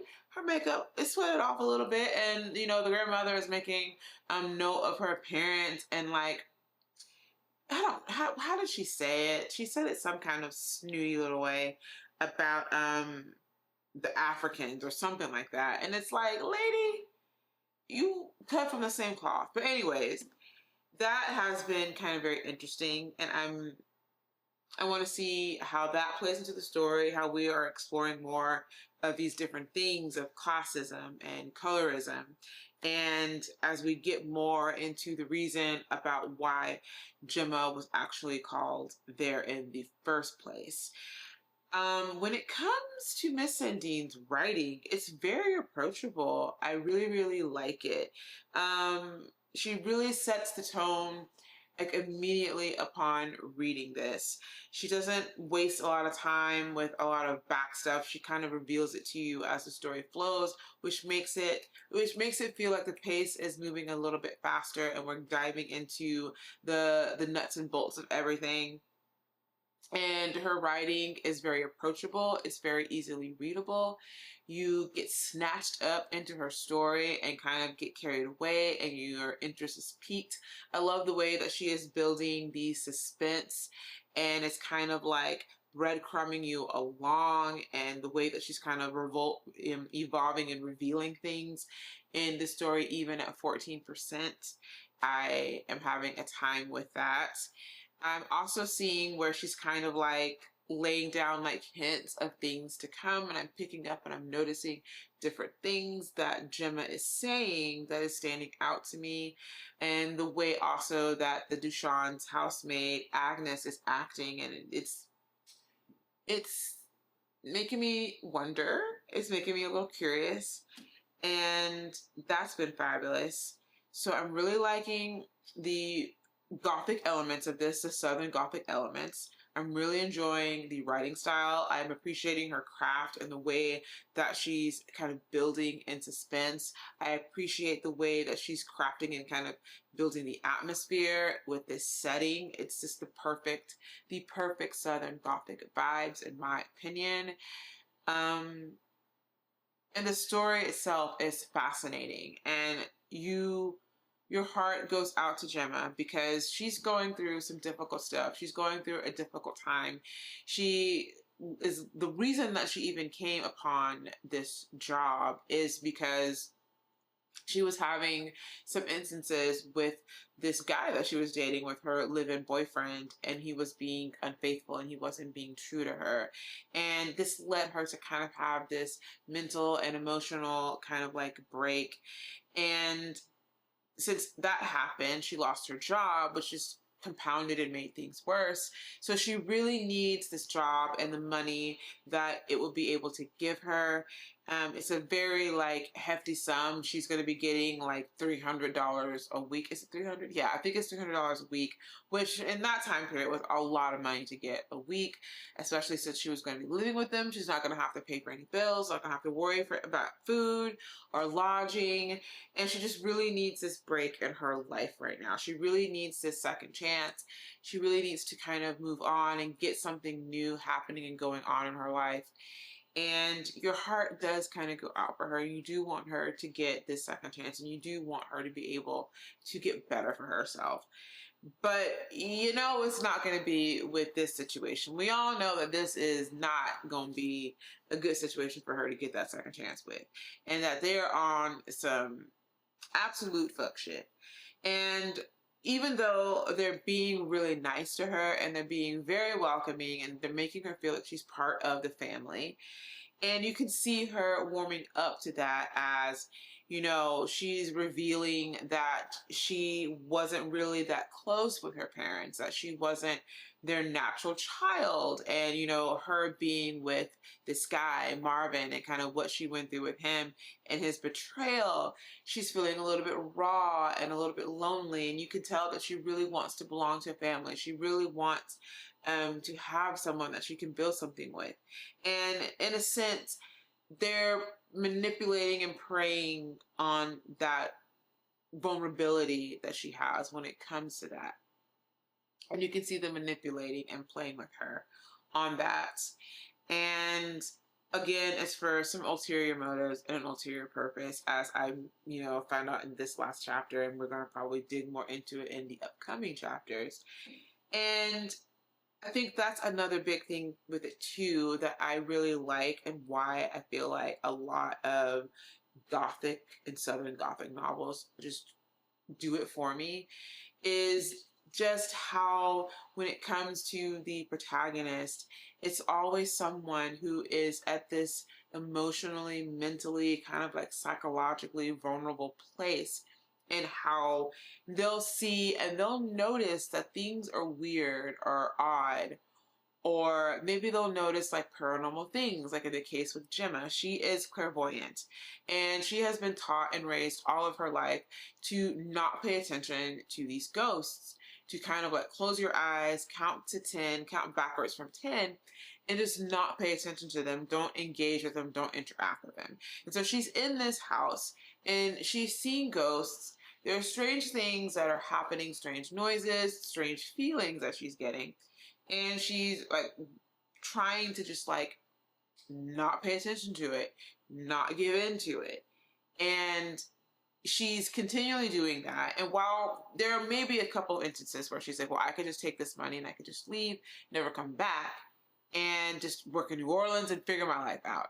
But she starts to kind of like get caught up with the beauty and, you know, the elegance and what have you of the Ducharmes, and like them being so inviting and warm and welcoming is kind of allowing her to let her guard down. That, coupled with the fact that she is in a tough spot, that she can't go back to Chicago because she's left a mess in Chicago and she's in this brand new place, and it would be a little bit difficult for her to drum up money and be able to afford staying on her own and trying to find a job where she could work and pay for her room and board.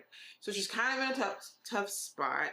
She knows that. So there's a lot of stuff that's happening that she's letting pass because of that. And I feel like a lot of times with Gothic novels, you have your protagonist usually in this between a rock and a hard place where they're seeing and noticing all of these things, but they necessarily can't like acknowledge it or do anything about it or flee or run, because they're usually trying to better their circumstances or better their lives. And that also, I feel like, is a key part of this novel and a key part of any kind of Gothic horror novel. But also there are some things that I'm kind of like side-eyeing Gemma on, and I'm like, girl, if you do not. And I think one of those things is just, there is one of the family members. Well, she thinks that the whole entire family is beautiful. She goes on about how beautiful and how elegant they are, which, okay, I'll give them that. But they are snotty and shitty. They kind of look down their nose at Gemma, for one, which if that was me and they're looking down their nose at me, it would be a no-go. I would not find them charming. And the way they talk to the housemaid, Agnes, it's really shitty. It's like really flat out rude. And Agnes can't talk. So she's mute. She can't say anything back. And they just talk to her like she's a low down, dirty dog. And so we see, you as a reader see the reality of these people, that they're really, for lack of a better word, shitty ass people.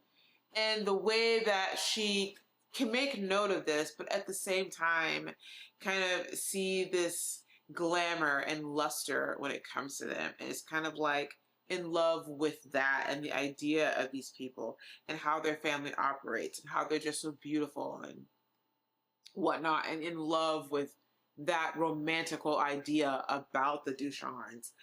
And she has this particular attraction to one of the sons of the family, Lawrence. And I'm just like,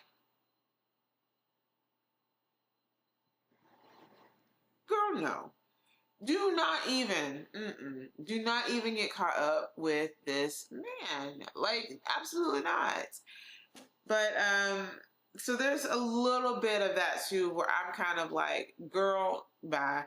You're doing too much. Like, I can understand that you're trying to do this for the money and get like a leg up, but platforming these people, putting them on a pedestal, they're not nice people.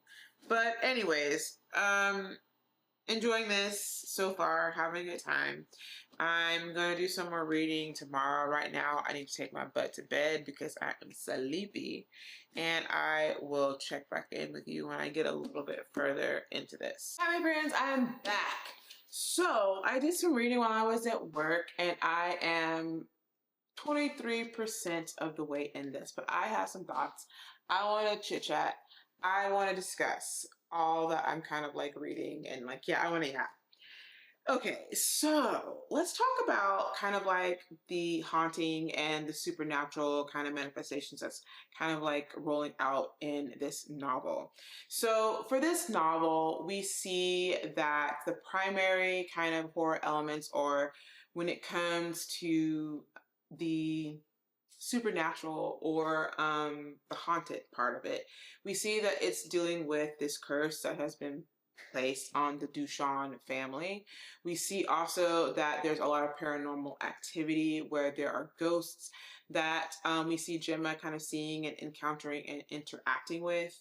And I find that this is an interesting choice and an interesting vehicle to explore generational trauma, to explore kind of like the consequences of what the past generation has upon the future generation and how that trickles down throughout time. I find that to be fascinating, and I'm really enjoying this story, and I'm really anxious to see what she kind of does with this, what Miss Sandeen does with this, because so far it has been quite enjoyable. And when it comes to the horror elements with the haunting, with the curse, and with the paranormal activity, it rolls into how trauma and generational burdens are a part of this story, as well as we see that this curse, which was placed on the Ducharmes, has a direct link to Gemma. And because of that, she has this burden and this responsibility, as we have seen revealed in this story, that to break this curse and to undo it and to release the Ducharme from the impact of this curse, which basically is causing one of the family members to die every 7 years. And how that is such a burden that is placed on her, this responsibility, because this is a person who was taught by her parents to not do anything or have any dealings with the occult. They knew that she was clairvoyant, and they knew that she could see ghosts, and they were training her to don't engage with them, don't interact with them, don't pay any attention to them. She keeps referencing to her mother telling her to count down from like 5 and close her eyes and to just let the ghosts dissipate and to not engage with them. So she's grown up with this attitude towards her clairvoyance, towards seeing ghosts, and towards her gifts or abilities, being kind of like controlled or being taught to inhibit them, to now in this instance, in this environment where they're actually wanting her to use this gift, this ability that she has no idea how to use, no idea about curses, no idea about the occult, no idea even where to begin when it comes to breaking them. So that is like a heavy responsibility. And also the burden that she's linked with the Ducharme family. And if she isn't able to break this curse, it's going to impact her eventually as well. So there's that added pressure, and how she isn't able to leave the property, and she's like really locked in and linked with this family. And her own survival is depending on her breaking and undoing this curse. And something that this kind of like reminded me of and pulled to the front of my mind is how so many times when it comes to different families and with our generations, we hide so many different secrets. There's so many secrets that are hidden. There's things that we don't talk about. There's trauma that's not explored because either for shame, or we feel like if we keep this a secret and we don't discuss this, we don't talk about this thing that has happened, we don't talk about this person, and we just kind of excommunicate it from the family, it won't come back to affect the younger generations. It's not something that they're going to have to deal with. How oftentimes the solution to these generational wrongs or these generational traumas or sins or instances is to lie, hide, and obfuscate the truth from the younger generation in hopes that it's not going to infiltrate them, it's not going to impact them, and they're not going to have to worry about it and carry the burdens or the struggles of their time. And how every single time in these instances, that's never what's happened. It always ends up happening that the younger generation has to reckon with these secrets, with these sins, with these ghosts of the past, so that they can actually break the generational curse, break the generational trauma, break this cycle of abuse, and kind of step into a better future and do the healing so that they can properly end this cycle. And I just find that I really like that we're exploring that in this story as well, and the importance of not lying and not holding secrets from other people, but to instead discuss things in truth and in light so that healing can properly come through knowledge and through people having the power then to make better decisions because they can see how historically this has never worked out for them. And they can go another route. They can go another way. They can choose another life because taking it back to this cursed house, when it comes to Gemma and reading her story and what I have learned, and I'm trying so hard not to spoil anything, but what I've learned about the identity of her true mother, they are sharing some very similar beats in their life when it comes to their romantic life and the men that they are attracted to. And it's such a startling like similarity and parallel, and how it just tickles me, because it's so funny how we think that so much of our life and our personality and our decisions and our thoughts, we're doing it like uniquely our own and individual, and that it has no link to like our family or our parents or what have you. But then you always come to find out that there are these choices, there are these things that you did, there are these likes, there's these traits that you have that actually came from a parent or a cousin or someone in your family line that you are mimicking and mirroring back in this current generation. And I don't know. I like seeing that explored and seeing how we are actually in reality truly very connected with our ancestors. We're very connected with our lineage and with our past. And even if you grew up not knowing anything about these people that are truly your family, that you're truly related to, and that is part of your bloodline, you still have so many traits in common with them. Just realizing that there's so much to genetics and there's so much to lineage and blood that I just find such a fascinating topic or thing to discuss and talk about and dig into. Then we have these elements of power and control. And when it comes to the power and control aspect and kind of dynamics that we're seeing unfold in this novel and in this story, it's definitely with the Duchamp family, as they are quite a wealthy family. They are Creole, they are very light, could easily pass as white in this society. And they rest on this privilege, they rest on this wealth, and they have this air of classism. They're very colorist. And you can see it the way that they carry themselves, the way that they look at Gemma, because she's of a darker complexion. And she can feel their judgment. She can kind of feel what they say. And even when she first came to their house, into their home, the comments they were making about her appearance, the comments they were making, and othering her, like immediately. Peep this. This is what I'm talking about. Like the way that she even addressed her when she first like walked in and came in. So this is Honorine, which is the matriarch of this family, the grandmother. And she's like, "Ah, Miss Barker, you finally arrived. The heat doesn't seem to have agreed with you." A gentle chuckle at the end did nothing to lessen the sting. A warmth, unconnected with the climate, flushed Gemma's cheeks, as she wondered how poor she must look. Before she could even think of a reply, the woman continued, "Not like our ancestors in Africa, hmm?" So it's just like that, like the whole, why did you have to say that? And why did you have to like point out a person's like appearance when, first off, let's just really cut to the quick, it wasn't like they had anybody go to the train station to pick her up. They didn't provide any accommodations for her or how she was going to travel and get to them. So Miss Girl was literally walking to their location in the hot New Orleans, Louisiana heat. It's humid there. And I don't know, that was just like the way that they utilize their power and like their rank or their class over other people. I find that to be another interesting part and piece of this story, and I'm really interested to see how it kind of continues to grow and how it continues to expand and have an impact on the plot and the events that are transpiring.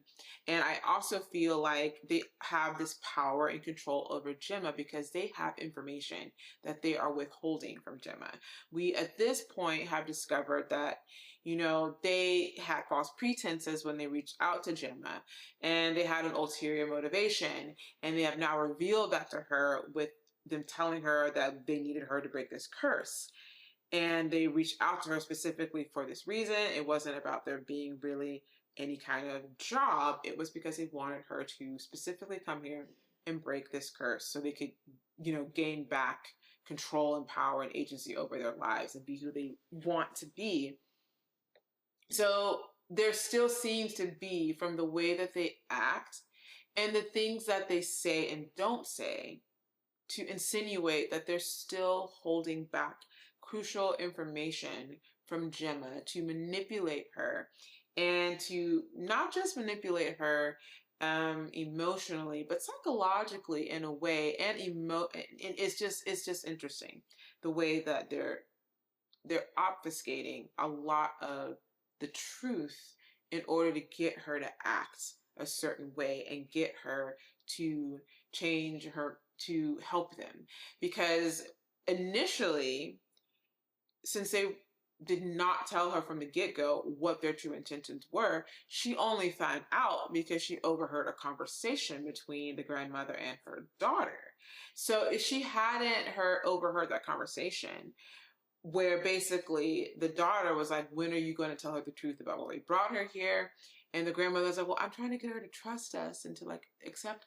You get what I'm saying? If she didn't overhear that conversation, she still would have been going on and thinking that they really liked her and that they really cared about her. And that's kind of that was their angle, was to get her to trust them and to like her. So, and she was kind of falling under that spell because she does see the Duchamp family with their power and with their beauty and with their wealth and class and privilege as admirable. And she wants to be a part of the Duchamp family. She wants to be accepted by them. And at this point, because they've been doing all this, spending this time with her, she's been playing cards with Fawcett and getting to know her and developing a friendship. She's been playing coquette with them and the lawn.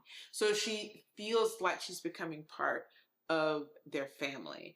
And even at this point, when they're trying to talk with her about why they needed to break this curse and encourage her to not leave, they keep saying well, you're family now, you're family, you're part of our family now. So it's still this manipulative tactic. It's still this kind of power grab, this way to control and manipulate her and use the fact that, she's lonely, use the fact that she doesn't have anyone in the world because they know that her father died, to get her to do what they want her to do, while also holding all the cards and hiding a lot of information under the table.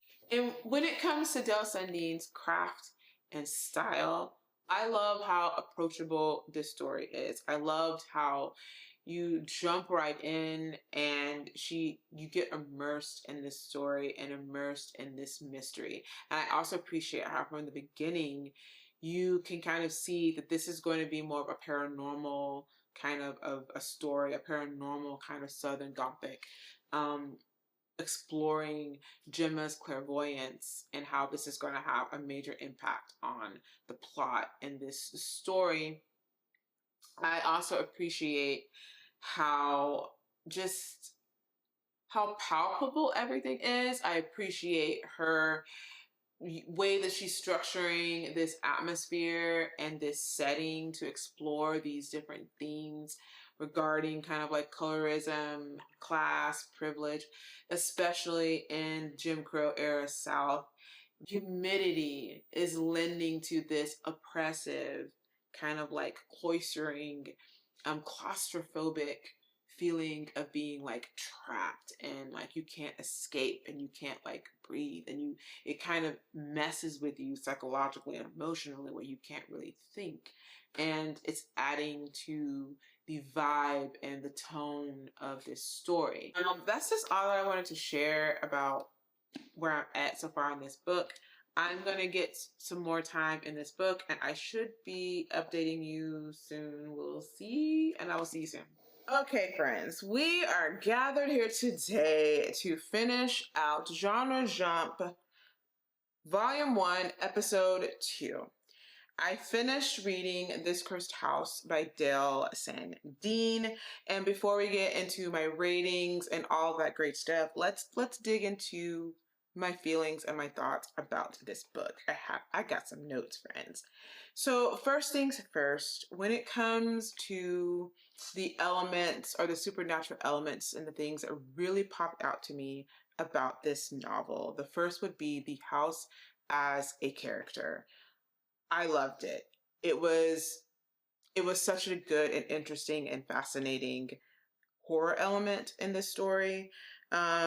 So the house for me was perfect for two reasons. I liked it because the house stood out as a rich metaphor for the Duchamp family and a lot of their ideologies and a lot of who they were at their core. Just as the house was, even with all of its grand beauty, there was a lot of there was a lot of decay, and there was a lot of darker, I can't think of the word. There was a lot of darker elements hidden within the house. Same as with the Duchamp family. And indeed, the two were in this strange kind of marriage with each other, and they kind of fed off of one another. All of it being purported by the Duchamps' fixation on lightness and being as close and having white proximity and white passing and classist ideals and all of these ideologies and this effort to get this better life or to get access to a better life and to better standards and to the finer things in life. And I just felt like it was such a good metaphor, such a good mirror or symbol within this book. And it really worked for me and I liked it. I really liked that. And then another interesting part of the house that made it such a powerful kind of metaphor and symbol was how in and of itself the house represented and stood for a lot of how generational trauma works to entrap a family and entrap people. And just the way that generational trauma, when left stagnant, just festers and acts very much like a cancer, and how it destroys and erodes everything and can really tear apart and tear down a family. And not just how it can tear down a family, but also in this case, how generational trauma wasn't even just only about the Duchamp family, but also in a way about Blackness and Black culture as well. I loved that. I love the way that she discussed and explored this theme, and she used this house as a vehicle to kind of highlight on these ideas and these topics. Another favorite of this is the Southern Gothic kind of like trope or genre.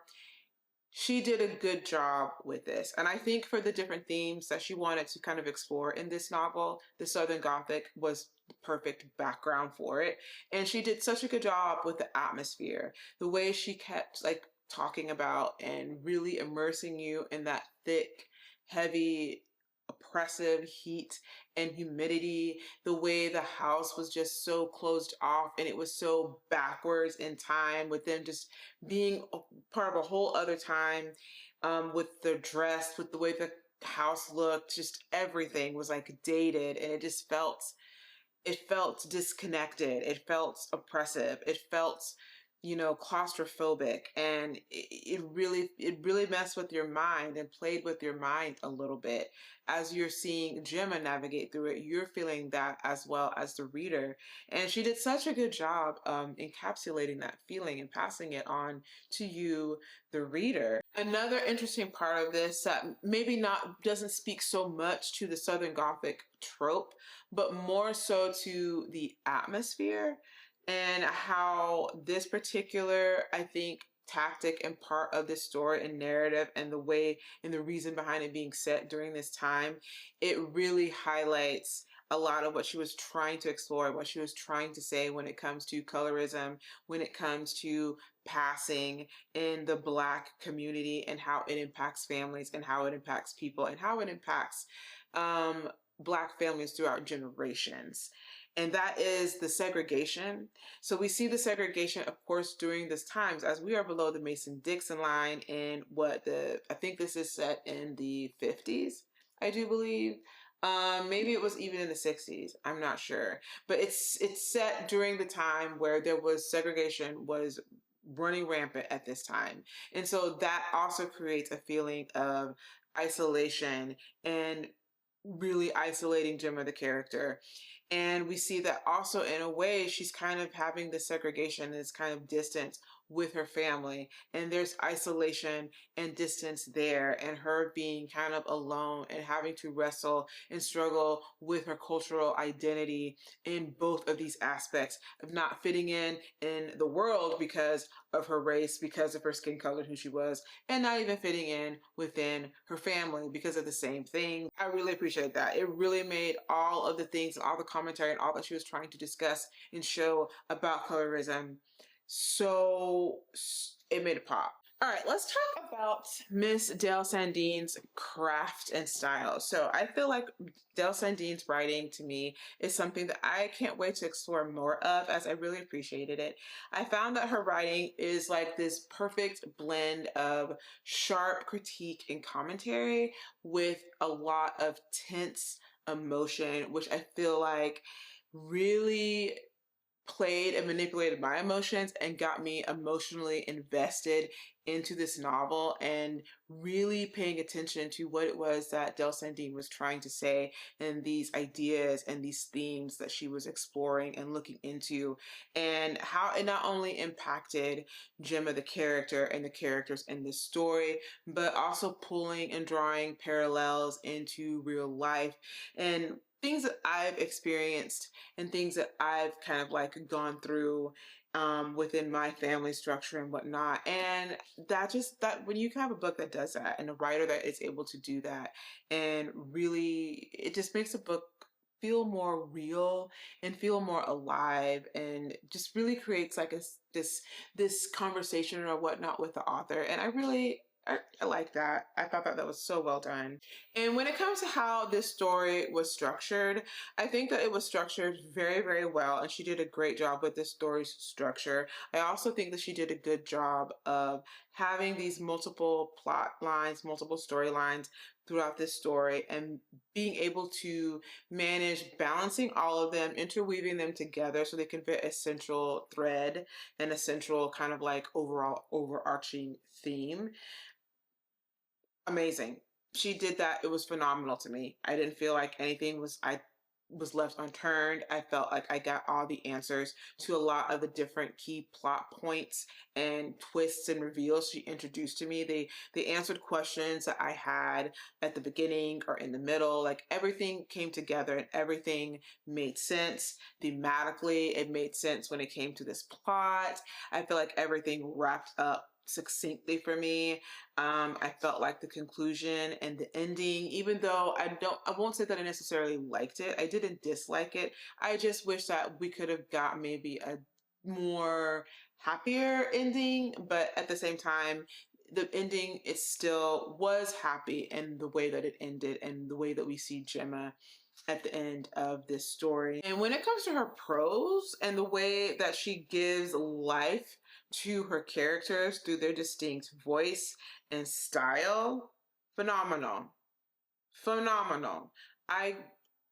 Each character sounded so unique. You could actually, I think this thing that I'm really noticing in a lot of the books that I'm reading is when writers have the ability, and authors can give a character a distinct voice that is so evocative that you can literally hear that character's voice in your head. And she nailed that. So overall, this Cursed House for me was a success. When it comes to Southern Gothic, it had all the things that I was looking for. It has the tropes that I love. Anything that has complex family dynamics, family secrets, generational trauma, cultural identity. It had some commentary when it comes to colorism. It hit all of the marks for me and made for a really good, compelling story. I really appreciated the paranormal, supernatural elements as well when it comes to the curse, when it comes to the kind of occult things that were happening with the seance, when it came to Gemma's ability to see ghosts.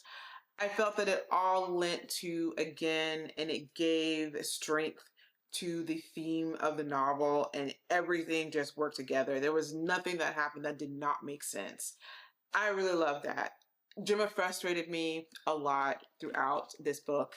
I was yelling at her, but then I have to come to understand that a lot of the things that Gemma was experiencing and going through was because of a lot of, like, a little bit of her trauma from when she was a child, and also just this displacement she felt from not really knowing her natural family. And I can get that was why she made a lot of decisions that she did. She let a lot of things slide that she did let slide. And she kind of like participated and went along with this tomfoolery for a time because of that. And I get that. But I am glad that she had Magdalene. Magdalene is probably my favorite character from this book because she was saying the things that I wanted to say to Gemma, and was just really just being a voice of reason for her. And I'm so glad that Gemma had her because she needed her, a Magdalene who was such a true blue friend and truly had her back throughout this entire situation. I thought their friendship was something that was so beautiful. I thought that it was amazing the way that they were just they cared for each other so very much. And it was amazing to see that she may not have necessarily had things end the way that she wanted to end with her family, but I still felt like she left with a full family with Magdalene. And I appreciated their friendship in this story as well. This was really good. I really enjoyed it. I gave it 4 stars. It wasn't exactly a 5-star read for me. With all the good things I have to say, it didn't hit 5 stars for me. I don't exactly know why. I'm sure it has to do with Gemma's character and me kind of like finding her a little frustrating at some points. But still, amazing read.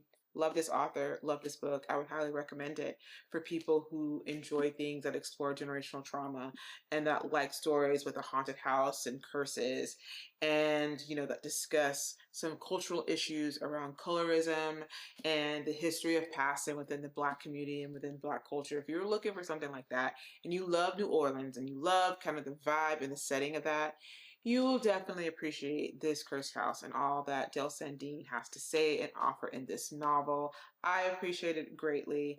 And when it comes to the overall scoreboard of authors that I've read so far in the genre jump, I would give Del Sandeen the author rating of 5 stars. She's phenomenal. I want to read from her again. I really enjoyed this book. This book got my wheels turning and like thinking and journaling about things. So anything that can make me think, I love it.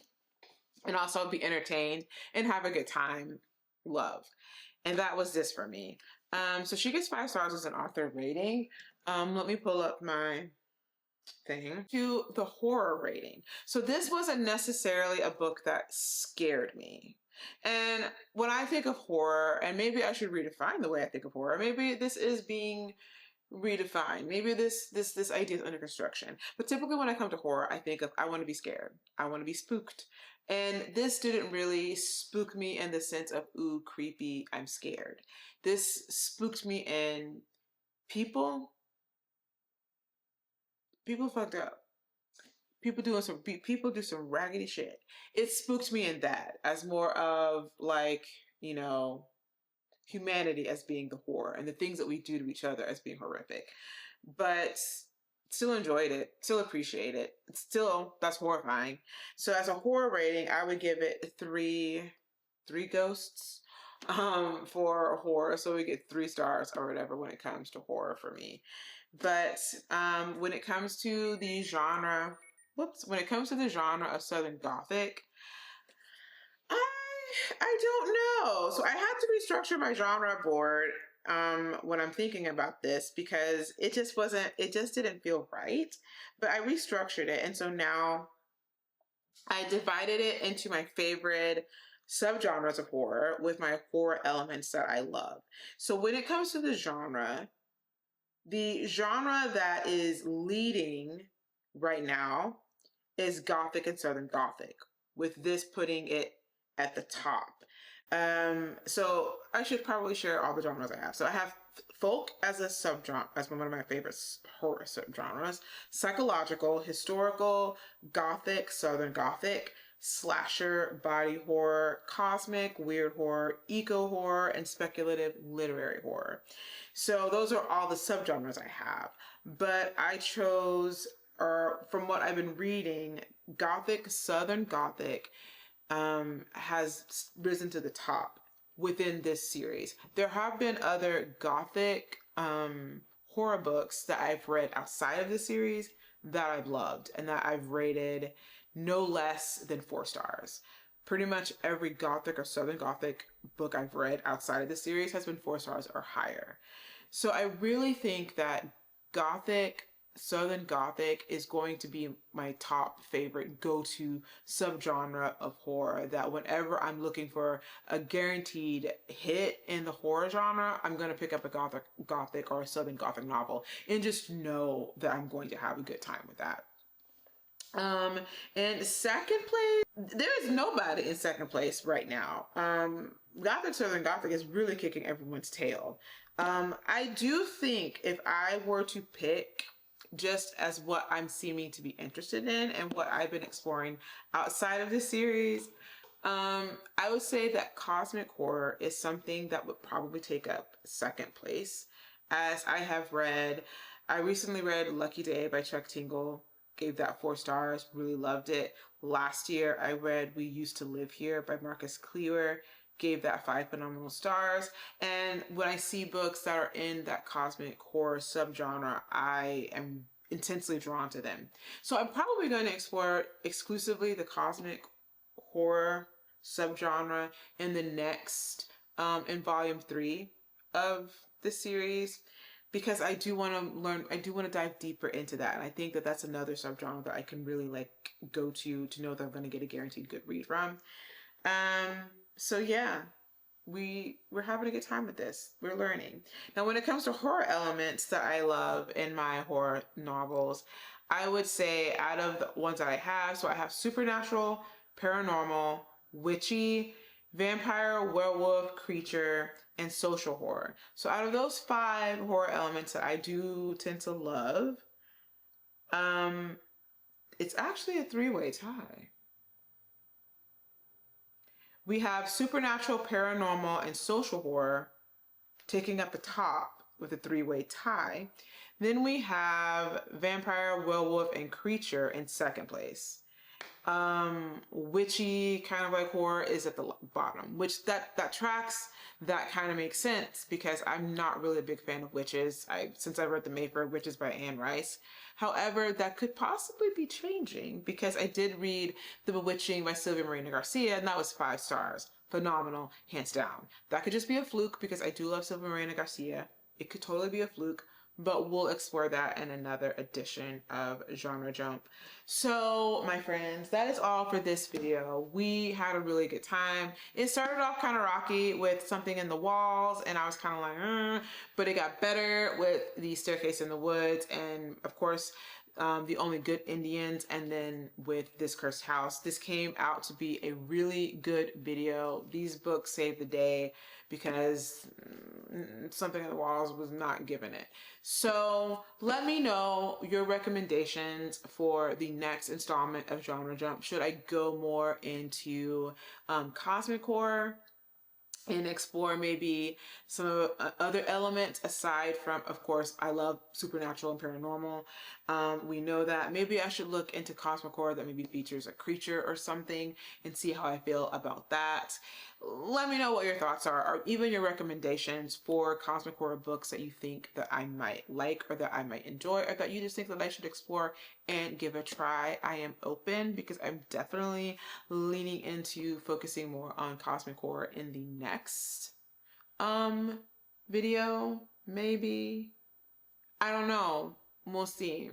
we'll see what happens. Make sure you check out the description box so that way if you are interested in checking out or looking for any of these books, if you haven't read them, you can go to my bookshop.org shop where you can support me, a small creator, and you could also support your local indie bookshop with your purchase.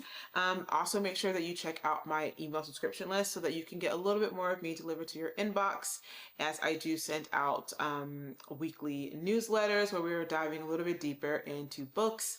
And also, if you're looking for a fun book club where we are going to be exploring books by BIPOC and marginalized authors, also make sure you check out my Discord for the Empower Lit book club that I will also have included in the description box. Yeah, I will see you in the next video. Till then, bye.